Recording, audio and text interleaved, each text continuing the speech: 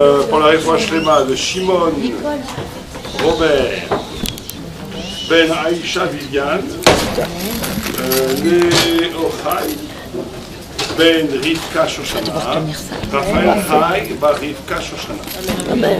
On va parler les Hashem et Gamle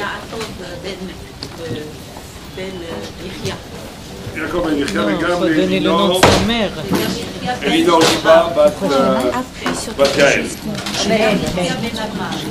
Mais quand la produit. Donc, à l'argent, Shama Trilim. Sarah ne bouge plus. Kippour, on a une mitzvah de la Torah, Midoraïta, de faire tchouva. C'est une mitzvah. Il y a une mitzvah de manger la matzah après ça.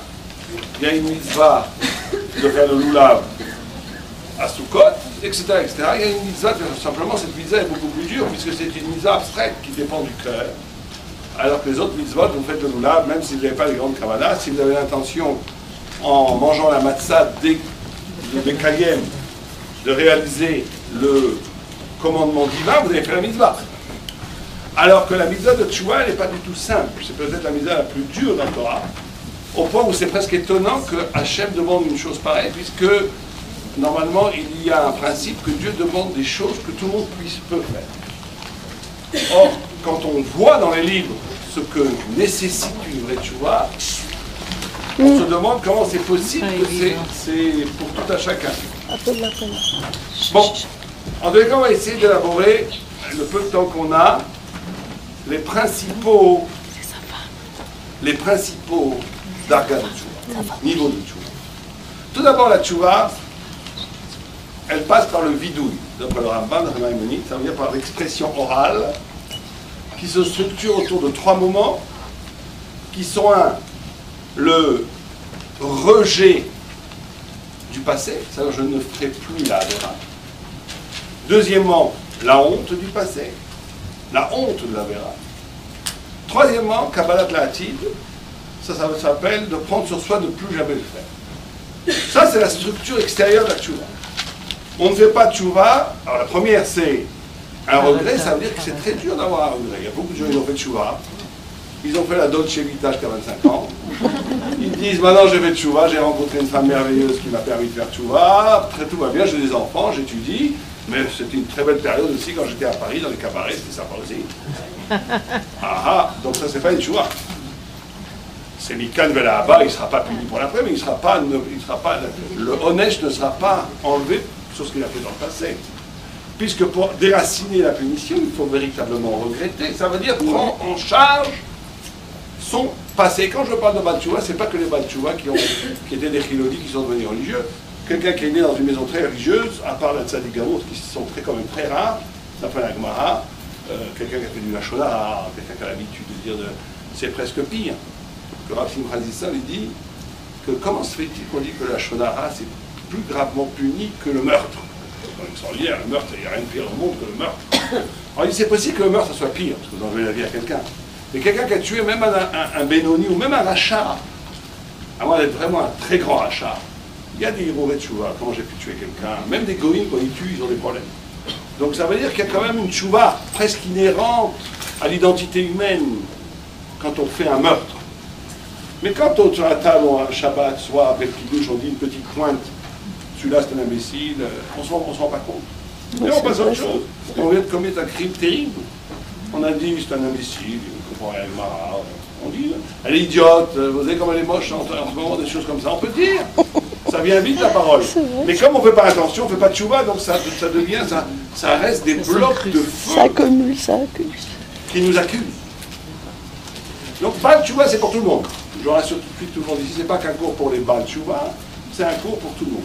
Donc tout le monde doit faire tchouva. La preuve c'est que la Torah il y a une injonction divine de faire tchouva pour tous. Il n'y a pas écrit que les Baal Tchouva doivent faire tchouva. Ceci dit, ce premier mouvement de la tchouva, c'est de prendre en charge. On ne peut pas se désolidariser de soi-même. On ne peut pas se sauver. On ne peut pas dire, il y a des gens qui veulent oublier ce qu'ils étaient. C'est pas bon. Il s'agit de prendre en charge ce que j'étais. Et de faire un vrai cheshbon, un nefesh. Et quand je dis ce que j'étais hier. Puisqu'on doit changer entre aujourd'hui et après Kippour, on ne doit pas être les mêmes. On doit changer. Donc, il faut prendre en charge ce que j'étais, ce que je suis, pour essayer de le modifier. Et ça ne passe pas simplement par le fait de dire, bon, allez, j'oublie ça, je passe à autre chose. Ça passe par une réflexion frontale avec ses parts de ténèbres. C'est-à-dire qu'il ne peut pas y avoir de spiritualité sans honnêteté intellectuelle. La base de toute démarche spirituelle, c'est d'être honnête intellectuellement. Ça veut dire ne pas jouer des jeux avec soi-même. Ne pas oublier, ne pas cacher quand ça me gêne, ne pas passer à autre chose quand c'est gênant, etc., etc. Avant tout, bien entendu, il faut un désir de spiritualité. Le pire des choses, la pire des choses, c'est quand on arrive à un moment donné où on s'en fiche de tout, où on n'a pas envie de changer, on est très bien comme on est, donc là, on est mort. On vit que par le srout de choses extérieures à nous, à cause de nos enfants, de nos parents, de nos amis, de la zakat qu'on donne, on ne sait rien. Mais quelqu'un qui ne veut pas changer est mort aux yeux d'un Torah, puisqu'il a déjà fait sa vie. Donc la première chose, c'est cette honnêteté, ça veut dire cette confrontation avec ces parts de ténèbres qui très souvent sont passées. Et c'est comme ça que le Paradisrak différencie le Baal Tshuva du Tzadik. Il y a quand même une différence. C'est que le Baal Tshuva, il est double. C'est que les deux doivent faire Tshuva. Mais le Baal Tshuva, il a deux vies en lui. Il a deux images de lui-même.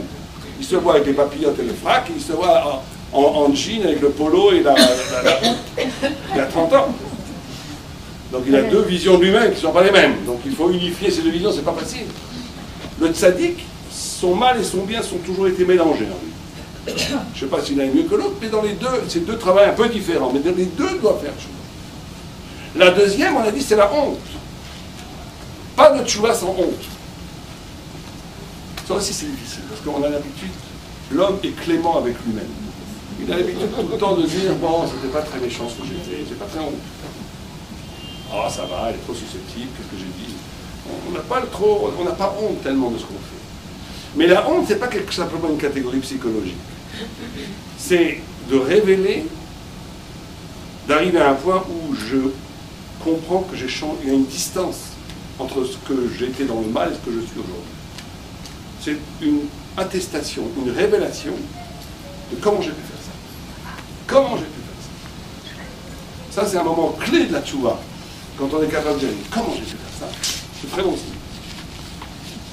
Et le troisième mouvement, ça s'inscrit dans le futur. Kabbalah, il n'y a pas de tchouva qui n'est pas active, qui ne s'inscrit pas dans un projet.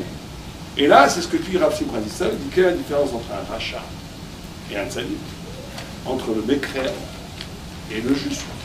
Il ne dit pas le grand cœur, les grands élans mystiques, il dit une chose très simple. Il dit le tzaddik a de l'imagination, le rachat n'en a pas. Ce qu'il appelle le koratzio. Koratzio, ça veut dire quelqu'un qui n'est pas enfermé dans les 4 amot, dans les 4 arpents de sa vie quotidienne. Il s'imagine plus grand demain. Il faut se poser honnêtement la question, est-ce que j'ai l'ambition dans 1 an, dans 2 ans, dans 3 ans, dans 4 ans, dans 10 ans, d'être plus tzaddik? Est-ce que ça m'intéresse? Est-ce que ça m'intéresse? Il ne faut pas avoir peur des vraies questions. Est-ce que ça m'intéresse vraiment de devenir une Shifrat Hashem ou un Eved Hashem? Est-ce que ça nous intéresse vraiment de grandir? Est-ce que ça nous intéresse vraiment de nous purifier? Est-ce que ça nous intéresse vraiment de nous rapprocher de Dieu? Ou bien non, j'ai ma vie, j'ai mes enfants, j'ai assez de problèmes avec ça, écoutez, se rapprocher de Dieu c'est très beau, c'est dans les livres, mais moi en attendant, ce que je dois c'est payer ma collecte, m'occuper de mes enfants, de mon mari, ça me suffit amplement. Ça ne veut pas dire que c'est un rachat, mais ça ne sera jamais un tzaddik. Un tzaddik a la soif de la perfection. Ce qui différencie un tzaddik d'un rachat, c'est koratzio. Koratzio, ça veut dire la capacité de s'imaginer plus grand. Au point où il faut dire aux gens dans les kolélim, qui étudient dans les kolélim, il faut leur poser cette question, pourquoi vous étudiez? Si vous disent pourquoi pas, vous les renvoyez. Et s'ils vous disent, dites-moi pourquoi, il faut leur dire parce que j'attends de vous que vous soyez capable un jour de ressusciter les morts. Si vous n'avez pas cette ambition, alors ça va être très peu, on va y arriver. Mais s'il n'y a pas l'ambition d'arriver à une sainteté de ressusciter les morts, donc j'ai quoi comme ambition? De devenir un fonctionnaire de la Torah? Au mieux peut-être aller travailler, donner l'argent aux yeshivot pour les gens qui étudient vraiment. L'ambition, elle doit être totale. Parce que Dieu est infini et son exigence est infinie. Et l'exigence de Dieu est infinie parce que son amour est infini. Plus quelqu'un aime quelqu'un, plus il exige de lui. Et si quelqu'un de Hagab n'exige rien de lui, c'est qu'il ne s'aime pas. Ça va aussi de soi à soi. Donc il faut se poser ces questions à Erev Yom Kippour. Alors, on a dit que la méthode de Tchouva est possible. Très bien. C'est une obligation. Très bien. Mais le grand chidouche, c'est qu'elle pardonne les péchés. Alors, pas tous les péchés. Il ne faut pas non plus raconter du baratin. Quand quelqu'un a fait une mitzvah, n'a pas fait une mitzvah positive, il fait tchouva, il est pardonné tout de suite. Allez, d'accord. J'ai oublié de dire Shema Israël, je fais vraiment tchouva, pardonné. J'ai oublié de manger la matzah, pardonné. Quelqu'un fait un lave d'oraïta. Il a dit la shonara. Lave d'oraïta terrible. Un pauvre lui a serré la main, il a tendu la main, il a tourné la tête avec un air de dédain. Oh là là, lave d'oraïta terrible. Il a mangé du cochon, beaucoup moins grave. Mais quand même, lave d'oraïta. Il s'est rasé avec un rasoir. Beaucoup moins grave, mais quand même, lave d'oraïta. Tout ça, il ne suffit pas de faire tchouva. Il faut faire tchouva et Yom Kippour. Le Yom Kippour avec la tchouva efface tous les lavim. Donc, jour extraordinaire qui nous attend dans 3 jours. On peut annuler tous nos lavim, tous nos lachonara, tous nos visionneurs, toute la honte qu'on a fait aux gens, toutes les méchancetés qu'on a pu dire en demandant pardon aux autres. En les autres demander pardon, bien entendu. Mais comment on peut se laver complètement de milliers de lavim? Il y a d'autres lavim qui sont carettes. Par exemple, ceux qui ont eu des relations avec Nida. Encore pire avec Chétiche. Tout cela ne suffit pas de Tchouva et Kippour. Il faut Tchouva, Kippour et Issourim. Mais Issourim, c'est pas obligé d'avoir des chaleurs, des grandes maladies et brûler dans les feux. Il suffit des fois de chercher la clé. La Gemara dit, je ne trouve pas ma clé, ça m'énerve. Au lieu de dire ça m'énerve, il dit, oh Hachem, c'est super. J'ai un petit Issour, donc maintenant j'ai une Issour. Ça c'est très important. On le sait en théorie. On sait en théorie que tout vient de Dieu. Il y a des gens qui seraient capables de donner leur vie pour ne pas faire Avodah Zarah. J'en suis sûr. On leur dit, fais Avodah Zarah, je te coupe la tête, il dit, coupe-moi la tête. Et le même bonhomme qui en potentiel peut donner sa vie à Dieu, quand il lui arrive, quelqu'un le double en voiture, il a crié, tu sais pas que ça vient de Dieu? Tout vient de Dieu. Donc qu'est-ce que tu t'énerves? Qu'est-ce que tu t'énerves? Comment tu peux en vouloir à votre mari qui vous fait la tête? Il vous fait la tête parce que tu as décidé. Donc maintenant, il va falloir travailler. Comment ça se fait? Je vais essayer de lui parler. Il y a quelque chose qui se passe là, pour moi. Il faut relativiser, on ne doit pas être victime des événements. On doit traduire les événements selon une grande orchestration divine. C'est ça qui nous rend libres par rapport aux événements. Et c'est ça qui enlève même les péchés qui sont carettes. Accepter les Issourim Be'ahava. Malheureusement, il y en a un qui n'est jamais effacé, même avec tout ça, c'est Chilul Hashem. Il faut la mort. Chilul Hashem, c'est vous avez une période, vous avez un peu religieuse. Moi j'ai une kippa, j'ai un peu religieux. Je suis dans un bus, il y a une vieille personne qui se rentre, je tourne la tête, pour lire mon livre plus profondément, pour ne pas me lever et lui donner la place. C'est Chilul Hashem. Je suis à la queue, à ma collègue, je double. Chilul Hashem. Chilul Hashem, c'est beaucoup. Alors il y a il y a des niveaux, bien entendu. Un rabbin qui vole dans la caisse, dans l'argent, c'est un immense Chilul Hashem. Celui qui double à la queue à la poste, c'est un petit Chilul Hashem, mais quand même. C'est que Dieu qui décide qu'est-ce qui est petit, grand, on n'en sait rien. Mais dans les... ça, il faudra Yom Kippour, Tchouva, Issourim et la mort. Mais bon, chacun à son niveau. La Teshuvah, quand même, est une machine qui amène le pardon. Comment est-ce que Dieu peut nous pardonner? Comment ça marche cette histoire? J'ai emprunté 5 000 €. Je les dois. Je ne peux pas dire au bonhomme, écoute, je ne peux pas, je suis honnête, je fais tchouva, je le regrette. Je regrette vraiment d'avoir emprunté. Il me dit, merci, moi je veux mon argent. Quelqu'un, il a fait une avéra, il faut qu'il paye. Comment ça marche? Comment la tchouva peut enlever la faute? Kippour, ça vient de la chose kippour, qui veut dire rincer. Les Kohanim faisaient des kippour des kelim. Ils nettoyaient les kelim après qu'ils avaient reçu le sang, etc. Donc on rince, mais rincer, c'est quelque chose d'extérieur qu'on rince. Là, il s'agit de nous. La faute, c'est pas une pommade qu'on s'est mis sur la peau. Comment on peut enlever la pommade? Comment ça marche? Alors pour comprendre ça, il faut comprendre le principe fondamental de la tchouva. Tchouva, aporassi, s'il y a des hébraïsants, c'est quoi la racine de tchouva? Retour. Chav, Retour. shin bet, retour. Retour vers quoi? Cher Hachem. Ah bon? Mais pourquoi est-ce qu'il fallait retourner à Hachem si j'ai jamais vu Hachem avant? Retour à soi.